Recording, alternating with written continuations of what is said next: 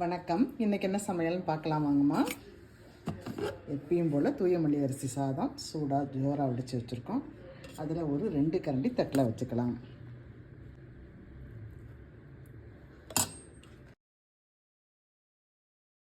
மிளகாய் கிள்ளி போட்ட சாம்பார்மா சூப்பராக வச்சுருக்கோம். மிளகாய் கிள்ளி போட்ட சாம்பார்மா அதுவும் சூப்பராக வச்சுருக்கோம். அதில் கொஞ்சம் எடுத்துக்கலாம்.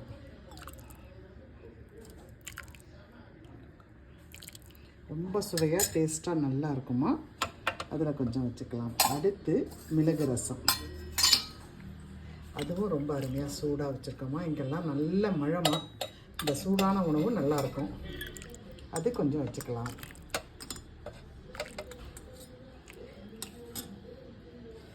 அடுத்து இன்றைக்கி ஸ்பெஷல், சண்டே ஸ்பெஷல் ஈரல் வறுவல்மா.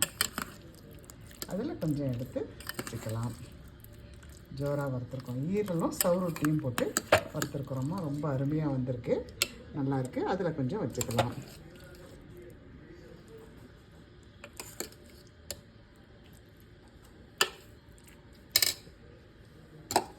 அடுத்து வாழைக்காய் வறுவல், அதுவும் ரொம்ப அருமையாக செய்திருக்கிறோமா. ஜம்முன்னு மீன் வறுவல் மாதிரி ஜோராக இருக்குது. அதில் ஒரு 2 பீஸ் வச்சுக்கலாம். இது கூடவே இன்றைக்கி சாதம், இது மாதிரி சாப்பிட யாராருக்கு பிடிக்கும்னு சொல்லுங்கம்மா. இதுவும் ரொம்ப டேஸ்ட்டாக நல்லாயிருக்கும். இதில் கொஞ்சம் எடுத்துக்கலாம்.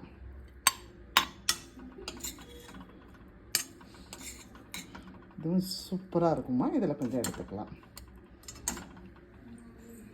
இவ்வளோதாம்மா இன்றைக்கு எங்கள் வீட்டு சமையல். இவ்வளோதாம்மா. தூய மல்லி அரிசி சாதம், மிளகாய் கிள்ளி சாம்பார், மிளகு ரசம், வாழைக்காய் வறுவல், ஈரல் வறுவல், வானல் சாதம். பிடிச்சிருக்கவங்க லைக் பண்ணுங்கள், ஷேர் பண்ணுங்கள், கமெண்ட் பண்ணுங்கள். தேங்க்யூ.